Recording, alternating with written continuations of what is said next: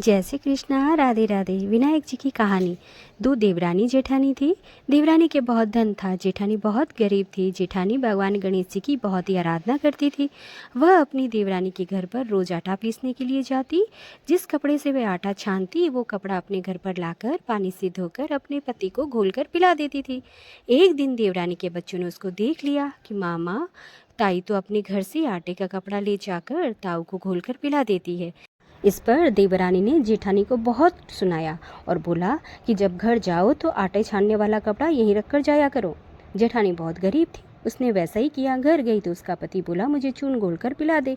जेठानी बोली, देवरानी ने आज उसका आटे का छानने वाला कपड़ा वहीं रख लिया, इसलिए मेरे पास आपको पिलाने के लिए कुछ भी नहीं है। उस दिन उसके पति ने गुस्से में होकर उसको बहुत लकड़ी से मारा। तकदीर उससे उस दिन गणेश चौथ का व्रत था। गणेश भगवान का स्मरण करती हुई वह भूखी सो गई। तभी थोड़ी देर बाद गणेश भगवान आए और कहा कि आज तो तिल चौथ है और तू भूखी क्यों सो रही है। तब उसने भगवान की भक्त जेठानी ने सारा वृतांत कह सुनाया। तब भगवान बोले कि आज मैंने तिल चौथ होने के कारण चूरमा व तिलकुटा बहुत खाया है, इसलिए निमटने का मन है। सो कहाँ जाऊँ। वह बोली, महाराज बहुत जगह पड़ी है, जहाँ चाहो वहाँ चले जाओ। गणेश भगवान जी निमटने के बाद में जाकर बोले कि मैं पूछूं कहाँ।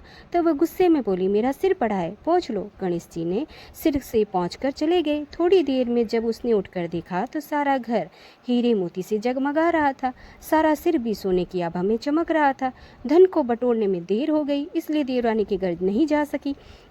देवरानी ने अपने बच्चों को ताई के घर देखने के लिए भेजा कि ताई क्यों नहीं आई है। बच्चों ने आकर देखा तो वहाँ भगवान की कृपा से हीरे मोती का ढेर लगा हुआ है। तब बच्चों ने आकर अपनी माता से कहा, मामा, ताई तो यहाँ बहुत धन हो गया है।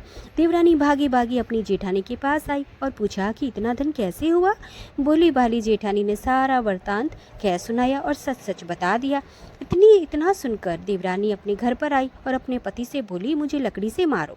जेठानी को जेठ जी ने बहुत मारा, इसलिए उसके लिए बहुत धन हो गया उसके घर पर। उसका पति बोला, तू धन की भूखी क्यों मार खा रही है। लेकिन वह नहीं मानी और बहुत मार खाकर अपने मकान को खाली करके भगवान गणेश जी का स्मरण करके सो गई। गणेश भगवान जी आए और कहने लगे, फालतू मार खाने वाली, उठ और मुझे बता मैं कहाँ निमटने जाऊँ।